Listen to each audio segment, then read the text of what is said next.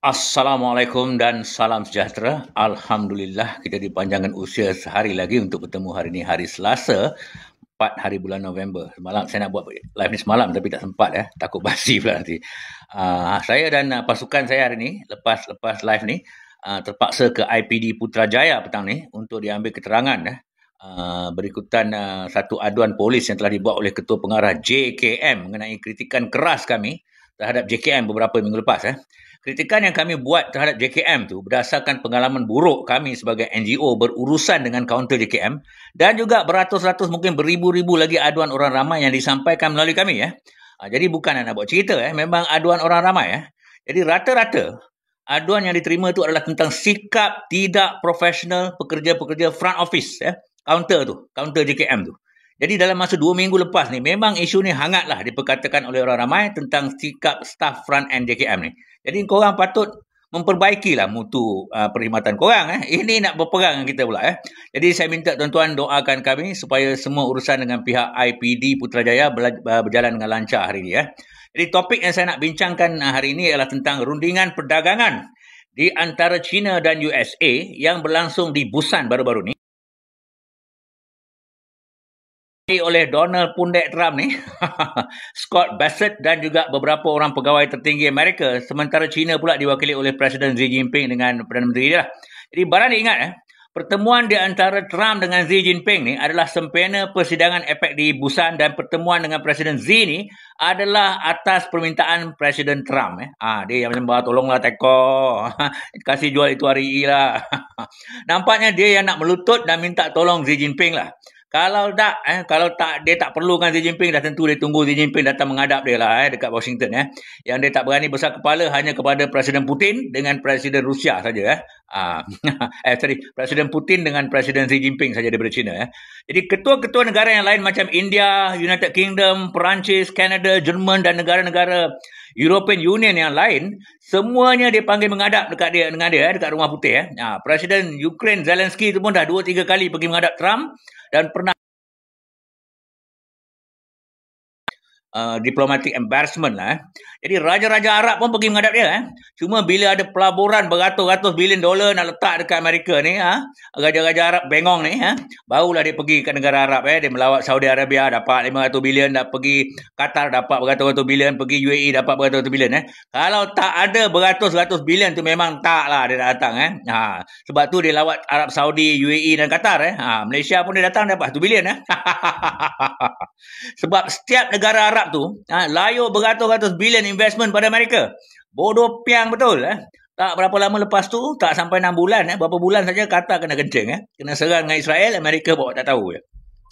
Jadi Trump ni pula dia sanggup pergi Jepun sebelum ke Busan Korea pun pasal nak runding pasal pelaburan Jepun berjumlah 500 bilion US dollar yang mana dah sign dah dengan Perdana Menteri yang lepas.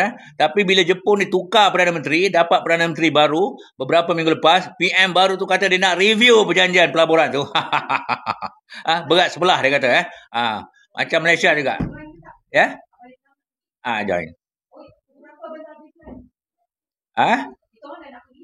Tapi pergi dulu, nanti saya pergi sendiri. Okay. Jadi Trump yang we don't need a king. Jadi kemudian dia ke Korea Selatan. Presiden Korea Selatan siap bagi replika crown atau takhta salut emas pada Trump. Trump punya happy dapat crown tu yang kelihatan macam barang murah order kat TikTok je.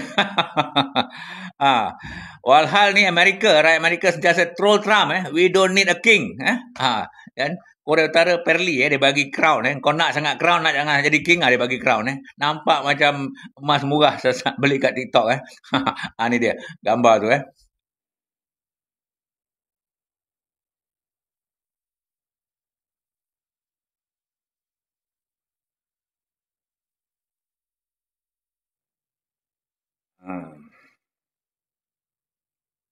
Trump gifted golden crown once worn by South Korean king. Hodoh betul rupa crown ni. Macam barang murah je. Sementara tu tersebar luas video Anwar yang tergedik-gedik lah nak salam dengan Presiden Xi Jinping ni. Dah jadi lawan bahan lawak dunia pula. Sedangkan Presiden Indonesia Xi Jinping sendiri yang datang nak salam dengan Prabowo. Ada ke video ni? Sampai kelang kabut Perdana Menteri China. Jadi Banyaklah video-video yang tersebar bagaimana Trump ni, si badut ni memberi penghormatan kepada Xi Jinping, tertunduk-tunduk sampai Xi Jinping nak balik pun dia siap hantar sampai kat pintu kereta. Cuma tinggal dia tak tolong bukakan pintu kereta je. Sebab seluruh dunia tahu hubungan ataupun konflik perdagangan antara Amerika dengan China ni, Amerika ni yang berada dalam diri Jadi dia ingat dia boleh bully semua orang lah dengan strategi tarif dia tu Malaysia, Indonesia, Cambodia, Vietnam dia boleh bully lah. Thailand pun boleh lah kau bully India dia tak boleh bully tapi India dia tak boleh bully Dia cakap jangan beli minyak daripada Rusia. India kata nahi Trump amaleka Putin jin moharai dia kata. India kata nahi dia nak beli juga sebab dia boleh buat untung atas angin suka hatilah aku nak beli dengan siapa, India kata. Dan India telah dikenakan tarif 50%. Trump gertak dia nak kenakan tarif 50% kata India ni sebelum tu India kata bagi mampu lah kau India akhirnya kenalah juga tarif 50% tu. Kita tengok siapa yang menggelupur bila barangan ekspor India ke USA jadi lebih mahal sebanyak 50%. Banyak juga iPhone yang dibuat di India selain produk-produk lain yang Amerika sangat perlukan jadi yang sakit bukan setakat India, Amerika pun banyak sakit sebab apa, barang-barang tu banyak yang diperlukan, rakyat dia perlukan dan rakyat dia kena bayar lebih Dan kenaikan kos tarif yang dikenakan oleh Trump ni, rakyat dia yang kena bayar, bukan negara pengeksport. Tapi sampai sekarang Trump ni masih ulang kenyataan bodoh dia yang mengatakan Amerika dah dapat berpuluh-puluh bilion daripada negara-negara yang terlibat dengan kenaikan tarif ni we got 20-30 billion from China lah, from ni sana, from sana. Padahal yang kena bayar rakyat dia bukan negara pengeksport. Tapi itulah, bila kau dah terlampau berkuasa sangat, orang keliling kau jilat je lah bukan nak tegur pun. Macam di Malaysia jugalah kalau Perdana Menteri kita buat salah, tak ada yang berani tegur pun jadi dia teruskanlah buat salah buat silap Kemudian bila Trump ni balik ke US selepas pertemuan dengan Xi Jinping dekat Busan tu, terus dia buat statement kat Rumah Putih. Pertamanya, China dah setuju nak beli semula soyabin daripada Amerika. Malah China akan beli lebih banyak lagi Nada suara itu macam China mengalah lah. Walhal sekarang ni bukan musim menuai dekat Brazil bila China berhenti beli daripada Amerika sampai soyabin peladang Amerika tu jadi reput dan busuk China beli daripada Brazil beberapa bulan tak ada beli daripada Amerika. Jadi tak lama lagi musim menuai dekat Amerika jadi tak lama lagi musim menuai dekat Brazil bukan musim menuai dekat Amerika. Jadi China terpaksalah beli kat Amerika sekejap. Tak lama lagi musim menuai dekat Amerika jadi memang betul dia beli dengan Amerika sebab Brazil bukan musim menuai, jadi tak ada soyabin. Dia beli dekat Amerika, bukan dia mengalah Jadi keduanya, Trump ni gebang yang China ni dah setuju nak jual semula REE kepada Amerika. Pumpang dia gebang, dia balik, dia buat statement Walhal China kata dia akan longgarkan saja, kasih longgar saja sekatan tu selama setahun saja. Longgarkan sekatan maknanya masih ada sekatan lah Dan China tak kata pun yang dia akan jual REE yang boleh buat senjata. REE yang boleh buat senjata dia tak jual. Kalau setakat nak buat komponen elektrik, nak buat komponen kereta, nak buat komponen chip mesin basuh tu boleh lah. Tapi persetujuan China tu nak longgar tu pun ada syarat Syaratnya kalau dia orang ni tak happy dengan sebarang tindak tanduk Amerika, baik dari segi polisi perdagangan, polisi ekonomi dan juga polisi geopolitik, mereka akan tarik balik bila-bila masa saja kelonggaran tersebut Maknanya banyak syarat Artinya Amerika kena behave lah kena berkelakuan baik lah dalam masa setahun ni. Lagi satu, apa yang dipersetujui di Busan tu hanyalah pada dasarnya saja baru sign memorandum of understanding understanding maknanya untuk berunding MOU untuk berunding, dan lepas selesai berunding barulah boleh sign agreement kita tahulah China dia main tai chi berunding pun setahun 2 tahun sampai dah Trump telah berhenti rundingan boleh makan masa yang lama jadi China saja China ni dalam erti kata lain lah belum sign apa-apa lagi pun belum ada agreement lagi pun. Ingat, China bodoh kan nak sign macam tu padahal tarif masih tinggi 47% China ni, tapi dia saja nak ambil hati Trump, dia layan je lah dia tak mau buat Trump ni naik angin, dia pun tak nak berperang senyum ketat layan je lah ego Trump tu tapi nak setuju, sorry lah jadi apa yang dianggap persetujuan oleh China tu sebenarnya untuk bantu kempen Trump mendapat kepercayaan pengundi MAGA dia sajalah jadi Trump boleh tarik balik jadi Trump ni selepas rundingan tu dia boleh balik Amerika dan gebang lah, berlagak macam hero lah dengan rakyat dia Walhal akhbar China dan kenyataan rasmi China jauh berbeza dengan apa yang digebangkan oleh Trump Jadi Trump kata China setujulah kehendak dia sebab dia turunkan tarif ekspor China daripada 57 ke 47%. Kepala otak dia. 47% tu tinggi Malaysia pun 19%. Tapi Trump ni memang kuat kelentong. Dia suka kelentong hidup-hidup. Benda terang-terang dia tipu dia kelentong. Dia kata dia selesaikan 7 perang lah. Macam-macam. Dia memang suka masuk bakul angkat sendiri lah. Macam kawan kita seorang tu lah. Jadi apa yang China setuju, bukan tarif tu, tapi setuju untuk berunding pasal tarif tu. Dia tak setuju. Tak masuk akal lah China setuju tarif 47%. Lepas tu kau setuju bagi RE. Jangan harap lah. Dia bukan bangang macam Menteri MITI kita lah. China ni ada kelebihan, ada upper hand. Telur Trump kat tangan dia. Ingat China bodoh ke nak setuju dengan tarif 47% tu. Sedangkan Malaysia yang kena buli ni pun 19%. Okey cerita pasal Malaysia saya nak tunjuk 2 slide lah Saya satu slide Oh tak ada pula.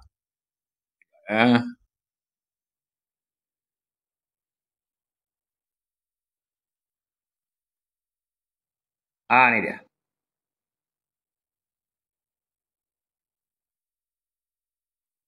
Malaysia boleh tamatkan perjanjian timbal balas dengan AS dengan Amerika Syarikat pada bila-bila masa. Menurut Jabatan Peguam Negara. Ni Jabatan Peguam Negara lah. VAT ni bangang Jabatan Peguam Negara. Kau tak tengok ke? Lepas tu keluar lagi. Perjanjian Malaysia Amerika Syarikat disertakan exit clause. Tak ada pun lah kau jangan nak kelepet lah. Tak ada exit clause tu untuk batalkan perjanjian. Memang lah. Tak ada exit clause boleh batal. Jadi bagi saya lah. Kalau perjanjian tu tak berat sebelah. Tak adalah PM betul-betul beria kata perlu bincang soal hak membatalkannya. Jadi memang berat sebelah lah. Ini satu pengakuan sebenarnya. Bila dia kata buat ada exit clause semua. Memanglah setiap agreement tu ada exit clause. Tapi exit clause tu untuk kau batalkan perjanjian tu.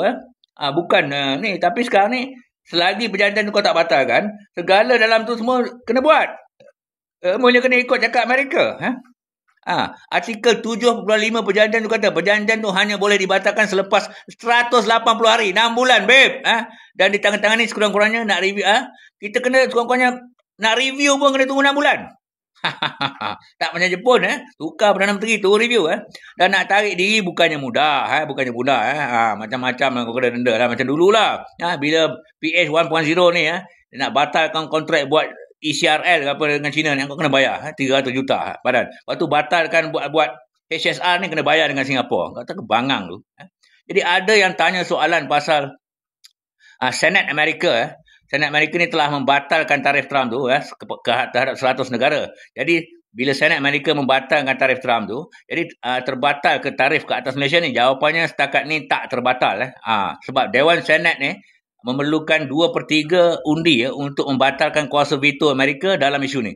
Jadi walaupun Senat ada undi majoriti termasuk daripada ahli Kongres Republican, dia ada Trump ada kuasa veto. Jadi Senat dah kata kita perjanjian tarif Trump tu terbatal tapi Trump ada kuasa veto untuk nak batalkan pula keputusan Senat tu. Dan nak lawan keputusan Senat tu perlu ada 2/3 undi dekat Senat yang mana saya rasa tak ada lah. Jadi akhir sekali saya nak tunjuk 2 gambar yang sangat-sangat memang tak boleh memang Senat ada undi membatalkan tarif Trump tu. Dia dapat undi majoriti. Tapi Trump sebagai Presiden Amerika, dia ada kuasa veto nak membatalkan pula keputusan Senat tu.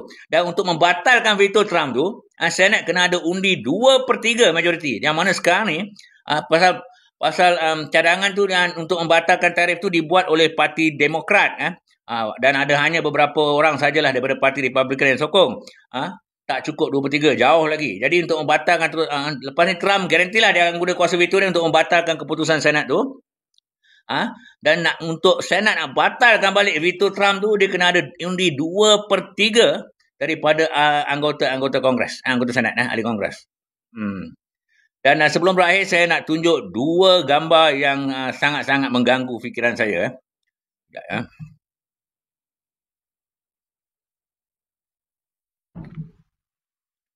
Boleh setelah 180 hari boleh dibatalkan. Ni. Gambar pertama yang mengganggu fikiran saya ialah ni. Ini gambar wartawan-wartawan Melayu yang pergi jumpa dengan Nga Komeng ni atau Nga Komunis ni ataupun Nga Koyak ni selepas Nga dibuat kuang hajar dengan wartawan. Kau tak ada ke sifat solidariti dengan sesama wartawan kau yang telah dihina, yang telah diugut oleh tu? Memang bangsat lah korang ni. Kalau jadi kat benda kat isu sekolah Cina ke, wartawan-wartawan akhbar Cina dah boykot dah. Ini kau tengok muka-muka Melayu ni. Pergi juga jumpa. Kau boykot je lah. Bangang. Tapi mungkin dia orang ni dipaksa oleh bos-bos dia orang lah. Kita kena faham lah, tak boleh salahkan dia orang. Mungkin bos-bos dia, kau pergi. Bos ni terpaksa lah nak jilat menteri ni. Kalau bos ni kan. Tapi itulah. Persepsi orang ramai kata, korang ni tak ada solidariti dengan kawan-kawan kau. Daripada utusan Malaysia yang dah kena ugut tu. Sepatutnya kau ada solidariti. Tak tahu lah. Dinner yang dipanggil oleh Ngah Komeng tu pun. Tak tahu lah, mungkin ramai yang pergi. Lepas tu minta maaf tu tak ikhlas. Tak ikhlas. Buat malu je. Kalau aku bos suruh pergi pun buat-buatlah sakit perut pergi jumpa doktor minta MC lah. Sakit perut ke sakit telinga ke buat-buatlah. Kalau nak 1000 daya lah. Tak nak 1000 dalih. Kalau bos paksa pun apa bos sakit perut lah. Aduh. Ni ada dia. Muka-muka wartawan Melayu ni. Yang pergi jumpa, dijemput oleh Ngah Komeng tu, yang dah buat slide tu, dia pergi jumpa juga Ngah Komeng tu. Mana sifat solidariti kau kepada rakan-rakan wartawan kau? Bangang betul lah. Kau patut kena bersatu lah. Kena bersatu, njut sikit Ngah Komeng ni. Saya rasa bos yang suruh lah. Besar kemungkinan bos yang suruh lah. Takut kena buang kerja. Tapi kalau saya jadi wartawan ni, kau cerdik sikit lah. Kau buat-buat lah sakit perut lah, anak sakit lah, bini sakit telinga ke apa ke. Bagi alasan lah. Bos pun tahulah. Tapi kau tak tunjuk kau melawan bos. Tapi kau mengelak lah sikit. Takkan tak geti-geti nak mengelak kot. Aduh, itu pun nak kena ajar. Kalau aku jangan harap lah aku nak pergi jumpa dengan Komeng ni. Pui. Bongkak, angkuh, wang hajar. Cakap macam Samseng, elok kerja jadi tukang tarik kereta ke tukang kutip hutang ke tak pun kerja kat kanan babi je lah. Dengan Komeng ni. Satu lagi gambar saya nak tunjuk. Yang juga menyentuh perasaan saya, yang juga mengganggu fikiran saya, ialah ni. Tapi ni dah lama. Berita ni dah lama. Ni. Tahun 2023 lagi. Tapi baru keluar balik. 12 ahli parlimen dan adun PKR. Buat sebulat suara gesa Kementerian Pendidikan batal Minggu Solidariti Palestin. Ahli parlimen tu ialah ahli parlimen Gopeng Tan Kah Heng, ahli parlimen Petaling Jaya Lee Chen Chung, ahli parlimen Miri Chiu Chun Man, adun Kebun Bunga Lee Bun Heng, adun Rawang Chua Wei Kiat, adun Semambu Chan Chun Kwang, adun Simpang Pulai Wong Chai Yi, adun Chua Yu Bun Lai, adun Bukit Tambun Goh Chun Aik, adun Kajang David Chong Kian Yong, adun Bukit Batu Ato Chong Sem Sem, adun Bakar Arang Adam Loh Wei Chan. Semua adun ni berketurunan semua ni saya rasa orang Kelantan lah. Tak pun orang Johor. Orang Johor. Tak pun orang Jawa semua ni. Sebab tahun lepas, 2 tahun lepas, ada Minggu Solidariti lah di sekolah-sekolah. Jadi, cikgu-cikgu ni sekolah-sekolah menganjurkan supaya Solidariti Palestin, supaya murid-murid ni sedar, ada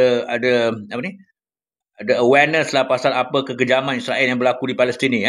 Dia orang ni pula bangkang, kononnya keganasan lah, apa lancau lah. Nampak sangat lah orang-orang Jawa ni. Yang bangkang tu bukannya ni. Orang yang bangkang ni semuanya orang Jawa ni. Semuanya orang Jawa, orang Minang ni. Ni. Ahli Parlimen Gopeng Tan Kah Heng. Ahli Parlimen Petaling Jaya Lee Chen Chung. Dia ni Jawa. Ahli Parlimen Miri Chiu Chun Meng. Dia ni Minangkabau. Ahli Kebun Bunga Lee Bun Heng. Dia ni Bugis. Ahli Adun Rawang Chua Wei Kiat. Dia orang ni saya rasa orang Kelantan ni. Melayu Kelantan. Ahli Adun Semambu Chan Chun Kwang. Adun Simpang Pulai Wong Chai Yi, adun Chu Bulai. Semua ni orang Jawa. Masalah dia orang ni ialah dia orang ni sebenarnya Islamofobia, dengki dengan Palestin ni. Dia orang tak sokong langsung Palestin ni. Asal benda yang berkenaan Islam salah tak salah dia sokong tak sokong. Tak sokong. 100,000 orang mati dekat sekarang, dia tak peduli. Bagi dia orang ni masih yang dia anggap Hamas ni pengganas, Israel ni baik. Jadi kau nak undi lagi ke geng-geng ni? Geng-geng PKR ni. Geng-geng liberal ni. Geng-geng anti-Islam ni. Ha? Geng-geng tak ada hati perut ni. Sama ada kau anti-Islam ataupun kau tak ada hati perut lah. Tak ada hati perut. Seluruh dunia, Amerika, Yahudi pun kutuk Israel. Simpati dengan Palestin. Yang ini, yang jenis-jenis ni, yang pendatang ni. Keturunan pendatang ni. Anak cucu pendatang ni. Boleh pula. Bangkang. Aduh. Okey, terima kasih kepada semua yang telah sudi bersama saya hari ini selama lebih daripada 20 minit. Dan akhir sekali jangan lupa, tolong support tim Demi Negara. Tim kita ni, beli sabun Aleppo dan banyak lagi produk-produk kita kat sini. Ni yang belum dibungkus. Macam kita ada teh moringa semua. Kita ada produk kita. Dan kalau nak beli, boleh order dekat sini. 011330098117. Okey. Thank you very much. Assalamualaikum. Bye.